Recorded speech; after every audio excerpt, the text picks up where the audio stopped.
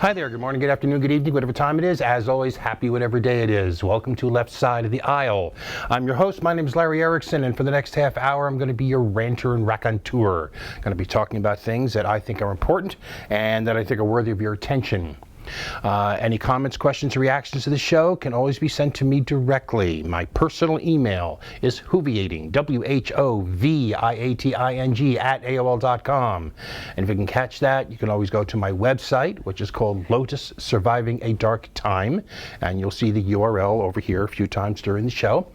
And you can get the email address from there, or if you prefer, you can leave a comment there if you'd like.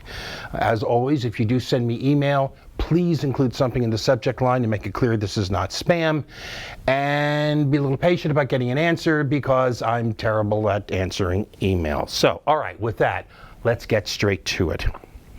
On June 23rd, the Senate gave the banker's buddy, the amazing Mr. O, what some have called the biggest legislative victory of his second term.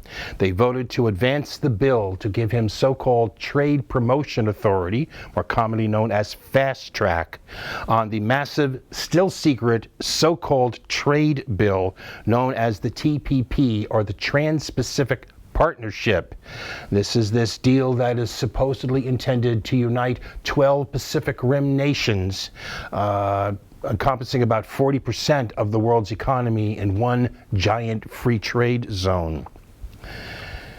The vote was 60-37, those 60 votes being the minimum needed to move the bill forward by overcoming legislative objections. So final passage requires only a simple majority.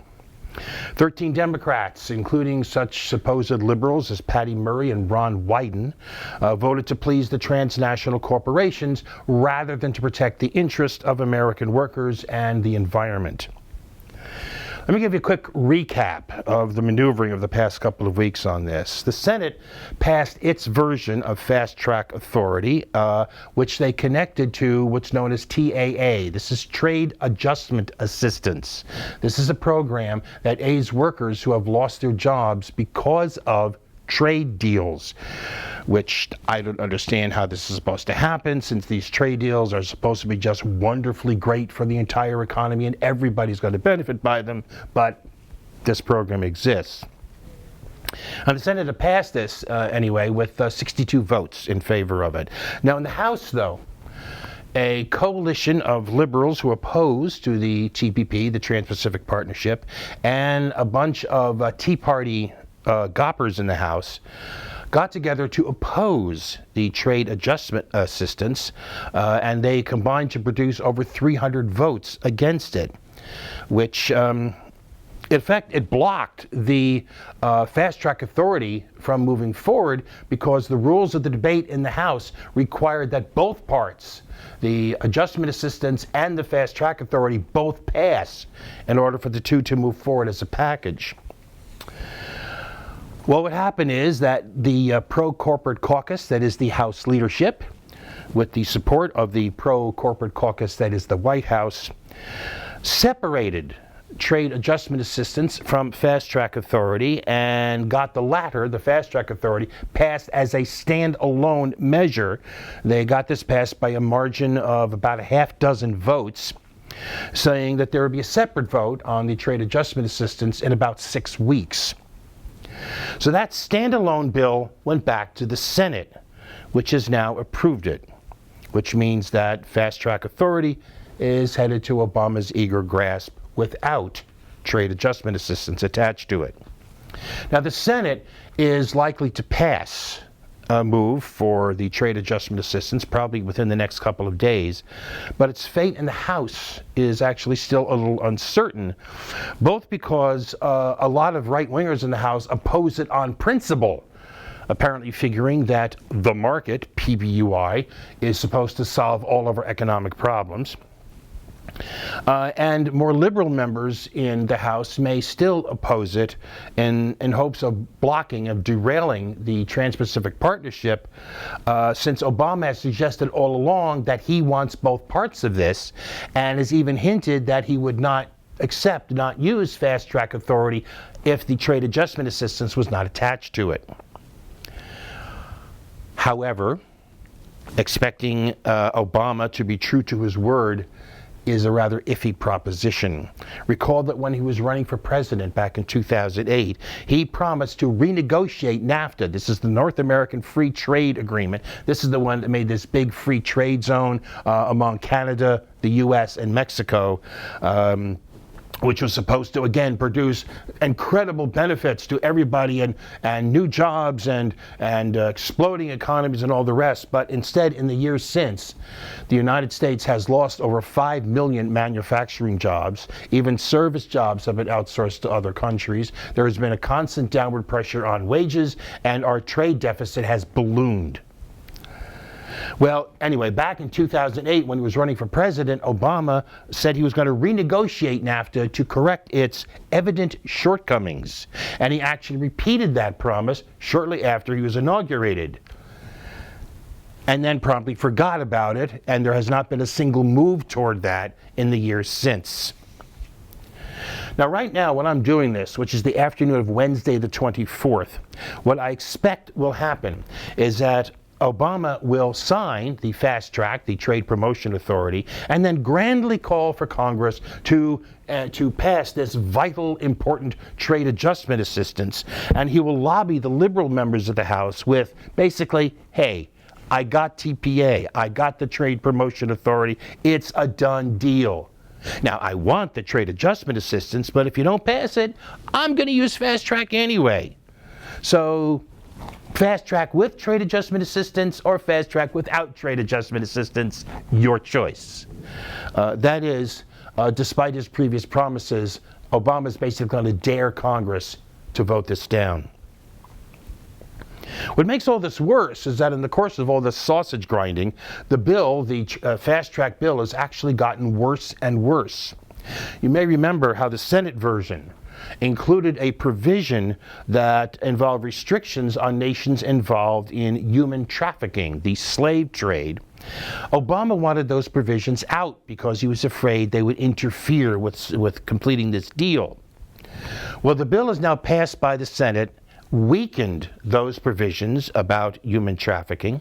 It also weakened provisions related to currency manipulation. It also weakened provisions related to trade enforcement, which is how you actually do something about a nation involved in this pact that violates one of these supposed guarantees about worker rights or environmental protection or whatnot. Trade enforcement is how you actually do anything about that, and this weakens those provisions. What's more, it has also now added provisions that prohibit future trade deals from addressing climate change or immigration. And the other thing that people don't realize about this Trade Promotion Authority, this Fast Track, this is a 6-year renewal of that authority. This is not just about the Trans-Pacific Partnership. This is about any trade deal that Obama brings before the Congress, or that the next president brings before the Congress anytime in the next 6 years. These are already fast-tracked. There's another one, the Transatlantic Trade and Investment Partnership. This is another series of secret trade negotiations being carried on. It's in essence the Trans-Pacific Partnership, except this is between the United States and the European Union. And what's more, there is a provision in the Trans-Pacific Partnership and in the Transatlantic Trade and Investment Partnership saying that these deals, the details of these deals, which are now still secret, are supposed to remain secret for 4 years after they are put in place. In other words, we're not supposed to know what's in these deals. We, the public, are not supposed to know what's in these deals for 4 years after they've been actually approved. Now, you notice I a couple of times have referred to these as so-called trade agreements. See, that's because the Trans-Pacific Partnership is not a trade deal. Trade is about trade. Trade is about the exchange of goods and services. International trade is about the exchange of goods and services across international boundaries. The Trans-Pacific Partnership is not a trade agreement. In fact, only 5 of its 29 draft chapters. And I want to remind you that everything we know about this is still secret. Everything we know about it is based on leaks. But what we do know, based on those leaks, is that only 5 of the 29 draft chapters of this agreement actually deal with trade. The rest deal with corporate rights. In essence, the Trans-Pacific Partnership is not a trade agreement. It's a statement of corporate and investor rights. It is not designed to promote trade. It is designed to protect investor returns and corporate profits, including their anticipated profits, profits that they hope to make in the future. Trade is merely the cover story. I really thought we had a chance to stop this. Now, I think it's not a done deal yet. The actual agreement still has to go before Congress, even though under fast track there can be no amendments, no filibusters. It's just a yes or no, up or down vote. But it does have to pass both houses. And remember that it only passed the House by a vote of 218 to 208. That's an effective margin of just 6 votes. If 6 votes had flipped, it would have failed. So perhaps when it finally is presented to Congress, when some of these now secret provisions are available, more easily available to members of Congress, maybe it'll spook enough of them to want to vote it down. But right now, the truth is, I am not counting on that, because I can hear the clinking of champagne glasses echoing across the top floor offices of transnational corporations, as well as down the halls of the White House. We are so screwed. All right, moving on to something else, because after that I kind of need something, I'm going to just cheer myself up a little bit, something that just kind of feels good. I don't know how much practical effect it has, but it kind of feels good. Because it turns out that Pope Frankie has done it again. Twice, in fact. First was his encyclical, and if you don't know what that is, an encyclical is a teaching document about Catholic doctrine. First was his encyclical on climate change, which was actually a fairly comprehensive and worthy of respect overview of the reality and impact of climate change and environmental degradation, especially on the poor. Which was coupled with the observation that, quote, "It is remarkable how weak international political responses have been," unquote. That is, it is remarkable how little we have actually done about any of this, which actually led to the deliciously twisted observation by Fox News pundit Greg Gutfeld that Pope Francis is, quote, "the most dangerous person on the planet," because, another quote, "he doesn't want to be your grandfather's pope." But I'm going to leave that aside now. I'm going to leave that encyclical aside now, because I plan to do a fairly thorough update on news and new research about global warming, aka climate change, next week. And I'm sure I'll be discussing the encyclical somewhat more in the course of that. But what I wanted to be sure to mention here was his other hit this week. It was in an off-the-cuff set of remarks after he completed his prepared comments to a crowd of thousands that came to greet him during his visit to the city of Turin. Now, because this was, again, off the cuff, there is nothing official about it, nothing doctrinal about it, and for those of you non-Catholics out there, no, papal infallibility only applies to official statements about church dogma, not casual remarks. But precisely because it was off the cuff, this may be actually even more revealing than a formal statement about where his heart really is.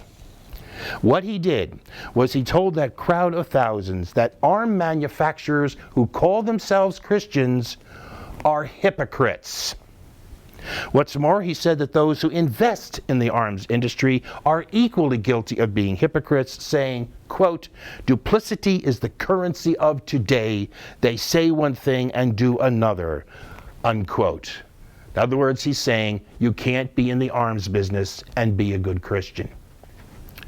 Interestingly, he also called out the Allied powers of World War II in this, saying that they, and I'm quoting him here, they had the pictures of the railway lines that brought the trains to the concentration camps like Auschwitz to kill Jews, Christians, homosexuals, everybody.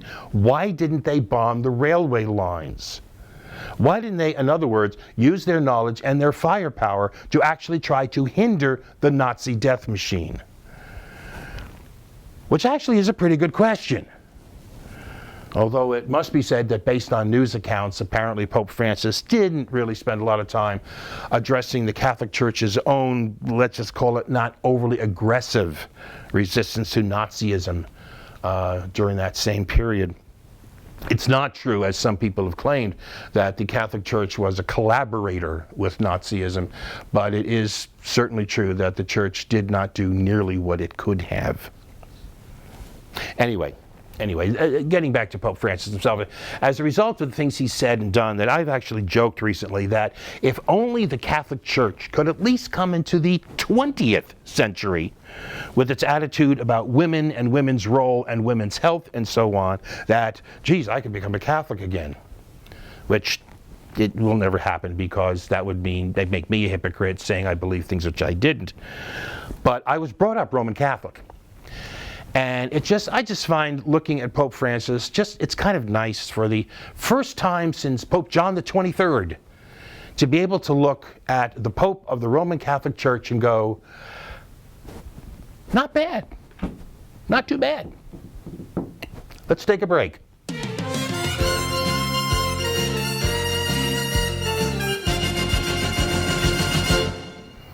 Hi there, and we're back. And for the rest of the show, I'm going to be talking about something here that we Americans have a society with a record that includes both great good and great evil, great rights and great wrongs, great promises and great failures. I was actually thinking the other day, there was an episode of a show called Doctor Who. It's a British sci-fi series you may have heard of. But there's one episode where the villain of the piece was a robot. And after the robot is destroyed, somebody says something about that the robot seemed almost human. And the response is that, yes, it was capable of great good and great evil. Yes, I guess you could say it was almost human. And I remember thinking about that and saying, yeah, you could say it was almost American. Because that does seem to be us. We are capable of great good and great evil. And I was thinking about our evils. The evils not even so much that now that we do to others, but we do to each other, we do internally to ourselves, to each other. And I'm sure each of us can come up with our own list of evils that our society is heir to. But I think that there are two great unaddressed evils in our society. And I'll explain what I mean by unaddressed in a minute. Those two great evils are racism and sexism. And I'm not going to get into any argument about which of these evils is worse, which of them is more pervasive, which of them is more perverse. I'm not going to get into those arguments. They are pointless, they are unresolvable, they are a waste of time, a waste of energy that would better be devoted to doing something about whichever of those you think is the one that needs the attention. But in terms of unaddressed, and what I mean by that is there are a lot of evils that you could find in a society that you're not really aware of. You don't think about. They're not within your awareness. But these two are. And we know about these. But we don't address them. We don't deal with them. That's what I mean by unaddressed evils. And in terms of that,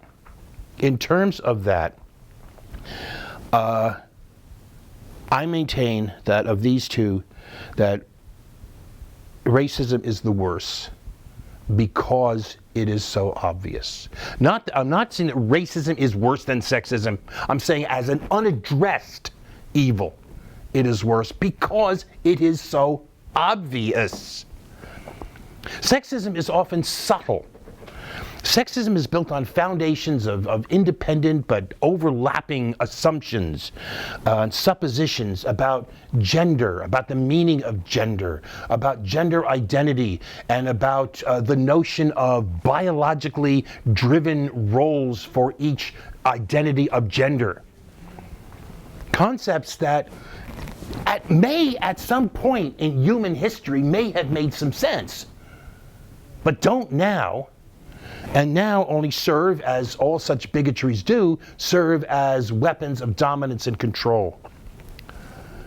But still teasing the evidence of sexism out of our relationships, our interpersonal, our society relationships, out of our practices, can still be difficult for people to really clearly, easily grasp. But racism, how can we deny this? I mean, how can we continue to deny the reality of racism? Racism is an open, gaping wound in our society, obvious to anyone who will simply look, who will simply listen. And I think seeing racism does not require analysis. It doesn't require study. It doesn't require explication. It doesn't require scholarly explanations or simplistic explanations. It requires only the eyes to see, the eyes to read, and the ears to hear.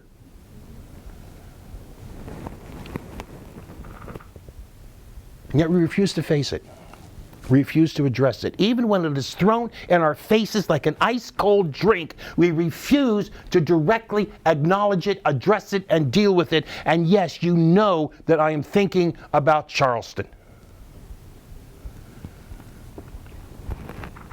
On June 17th, 21-year-old Dylan Roof walked into the historic Emmanuel African Methodist Episcopal Church in Charleston, South Carolina, sat with the parishioners for an hour in Bible study, then stood up, said he was there to shoot black people, pulled out a gun, and calmly began murdering them in cold blood. You've raped our women. You're taking over the country. You have to go. I have to do what I have to do. He appears in multiple pictures wearing a jacket with patches from apartheid South Africa and formerly white-ruled Rhodesia, which is now Zimbabwe, waving a Confederate battle flag or burning the U.S. flag.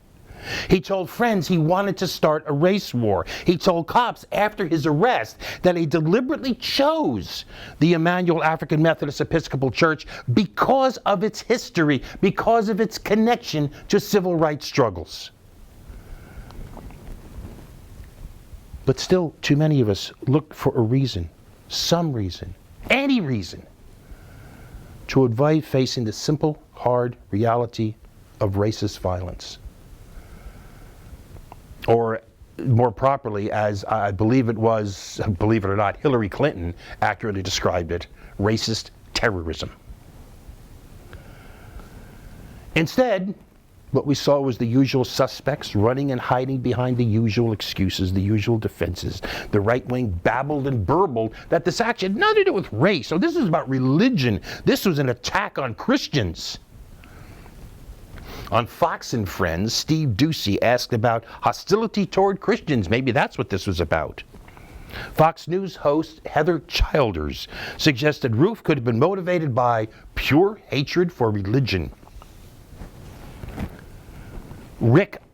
Presidential candidate Rick, I should be in a sanitarium, responded to the murders by referring to, quote, assaults on our religious liberty we've never seen before. Lindsey Graham-Cracker, another presidential candidate, reacted to the news by saying, it's 2015. There are people out there looking for Christians to kill them. Others blamed the victims. Charles Cotton, board member of the National Rifle Association, the nutsoid rabbit brains of America, noted that the church's pastor, Clementa Pinckney, was also a member of the state Senate, where he had opposed a bill that would have legalized concealed carrying of handguns in churches. Therefore, according to Cotton, it was Pinckney's fault that he and 8 of his parishioners were murdered by a racist. By the way, just a quick sidebar for you. A 2012 study revealed that not one of the 62 mass shootings in the previous 30 years had been stopped by a civilian with a gun. Others even deny the racism outright, or actually kind of imply that, hey, this is actually kind of a good thing. The Wall Street Journal editorialized that the very fact that officials condemned the shooting is proof that, quote, the system and philosophy of institutionalized racism no longer exists. The very fact that there is a racist mass murder proves that institutionalized racism doesn't exist.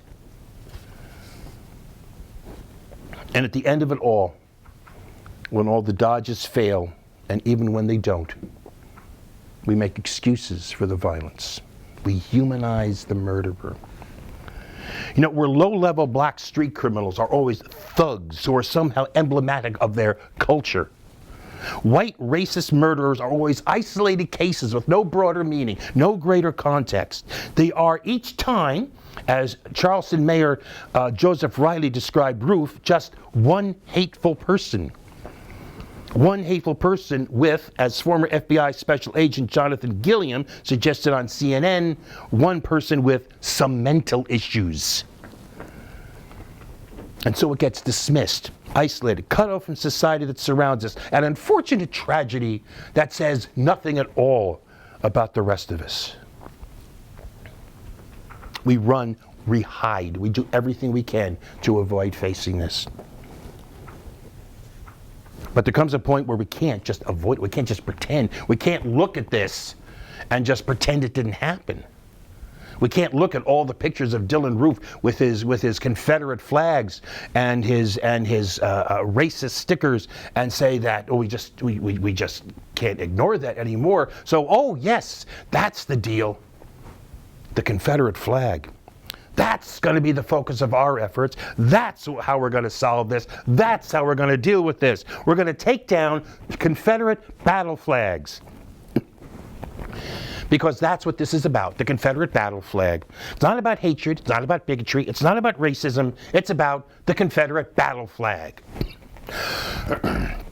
That'll take care of the poverty, the unemployment, the discrimination in housing, and all the rest. Take down the battle flag.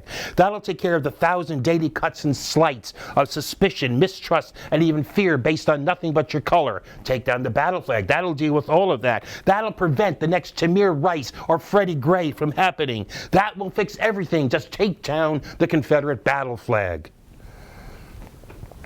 And so we can then take a deep breath, congratulate ourselves on our progress as we still treat people like Rick I Should Be in a Sanitarium and Lindsey Graham Cracker and the rest of that crew as serious people with something serious to contribute. And we will continue to do it until the next isolated instance from one hateful person with some mental issues comes up again. That's it. I'm going to wrap that up there. We will see you next week. You have the best week you possibly can.